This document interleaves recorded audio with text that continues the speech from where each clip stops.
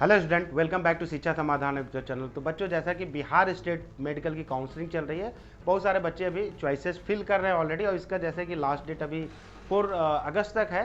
तो उसके पहले हम डिस्कस कर लेते हैं कि ओवरऑल पास्ट ईयर क्या कटअप गया था, क्योंकि आप चॉइस फिलिंग करेंगे तो परफेक्टली आप चॉइस फिलिंग कैसे कर पाएंगे, क्या कटअप था या क्या आपका सीक्वेंस होना चाहिए। साथ में हम आज डिस्कस करेंगे कि जो एनएमसी बिल बिहार में लागू कर दिया गया इस बार, तो उससे कटअप का इम्पैक्ट क्या पड़ने वाला है। तो चलिए हम वन बाय वन बिहार के बारे में डिटेल में देखते हैं। कि पहले देखते हैं कि जो आपका स्टेट है ये ओपन है। दैट मीन्स कि कोई भी बच्चा अगर बिहार के अलावा भी अपने रैंक के बेस पर यहाँ पे एडमिशन लेना चाहते हैं तो ले सकते हैं प्राइवेट कॉलेज में।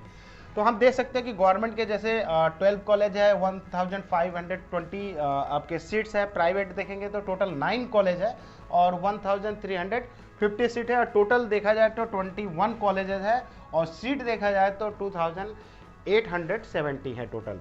और यहाँ पर जब आप काउंसलिंग करेंगे तो काउंसलिंग के टाइम में, रजिस्ट्रेशन के टाइम में आपको सिक्योरिटी की डिपॉजिट करनी पड़ती है।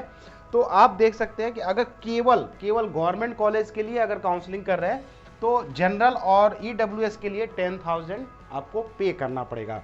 और वहीं आप प्राइवेट करना का भी काउंसलिंग करना चाहते हैं तो 2 लाख आपको पे करना पड़ेगा। केवल प्राइवेट करना चाहते हैं तो भी आपको 2 लाख पे करना पड़ेगा।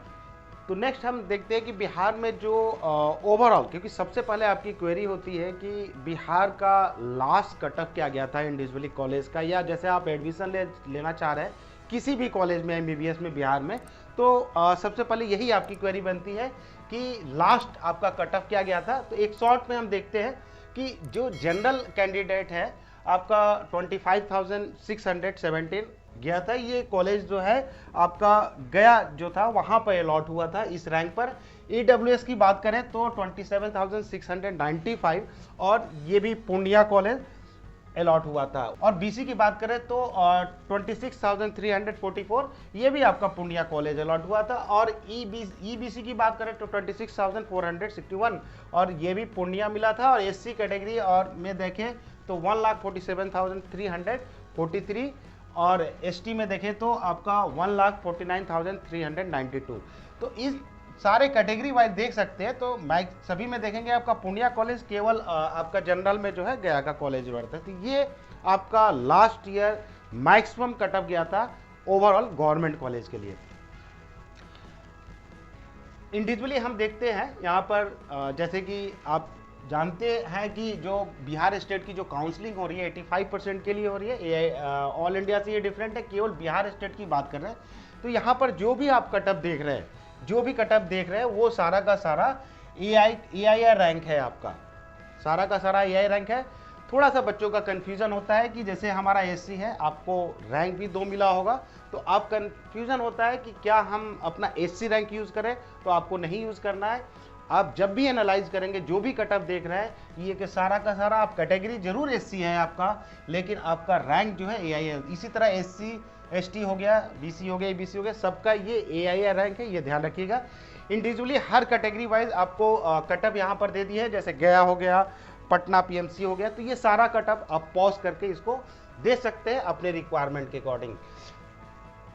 यहाँ पर जो नेक्स्ट आपका गवर्नमेंट कॉलेज है, यहाँ पर आप देख सकते हैं जैसे पूर्णिया का और मुजफ्फरनगर हो गया। तो ये टोटल गवर्नमेंट कॉलेजेस बिहार में है टोटल, जिसमें आप देख सकते हैं कि हर इंडिविजुअल कॉलेज का एमबीबीएस का मैक्सिमम कटअप था जो पास्ट लास्ट ईयर अलॉट हुआ था एमबीबीएस कॉलेज। तो इस साल एक सिंपल सा क्वेरी होगा कि आपको कितने रैंक तक ये कॉलेज मिल सकता है।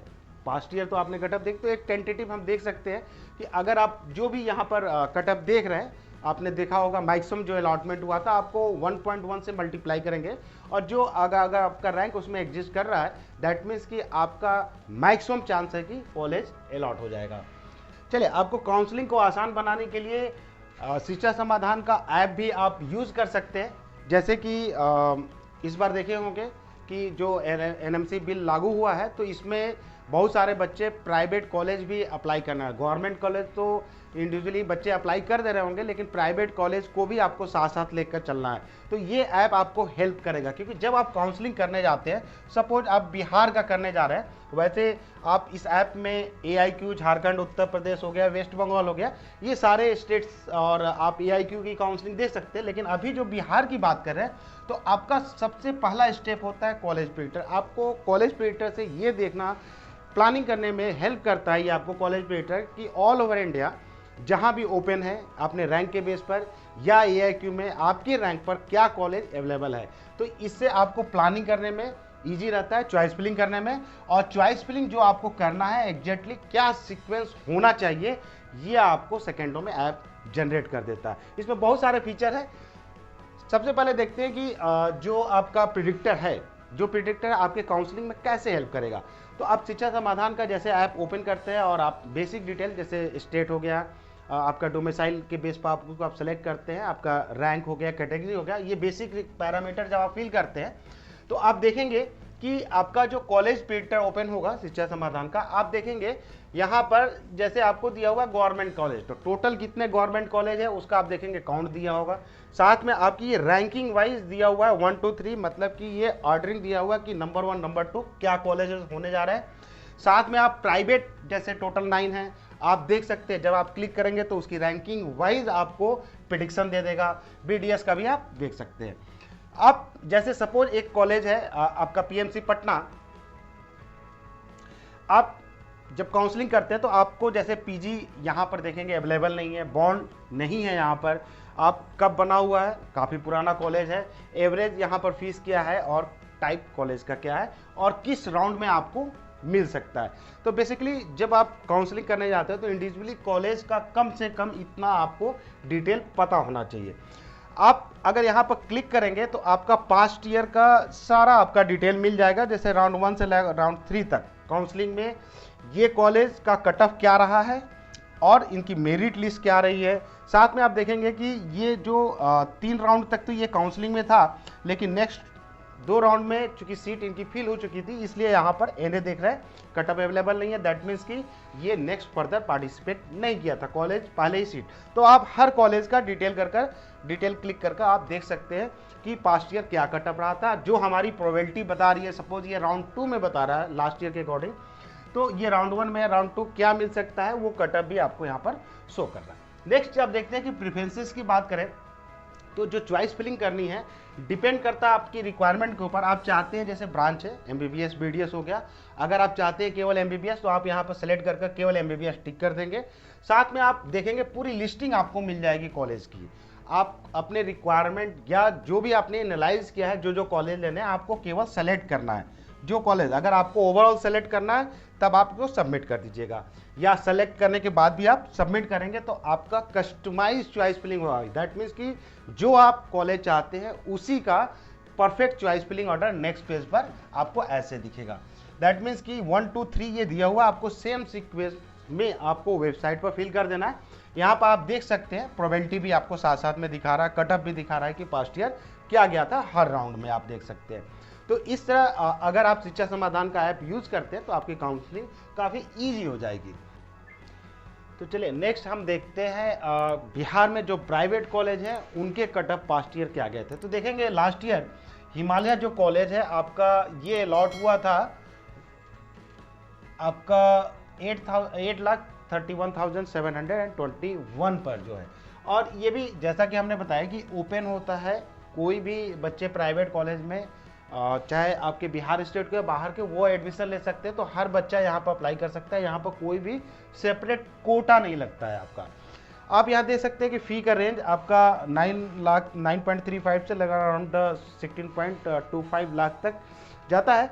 और थोड़ा सा ये फीस का कंसर्न है इस बार, क्योंकि NMC बिल इस बार लागू किया गया है बिहार में, तो जो 50% जो सीट है उस पर गवर्नमेंट फीस लगेगा और जो 50% सीट है वो प्राइवेट का जो एजुअल फीस लगता है वो लगेगा। और साथ में हम देखेंगे आज की जो नया सर्कुलर अभी दिया गया है,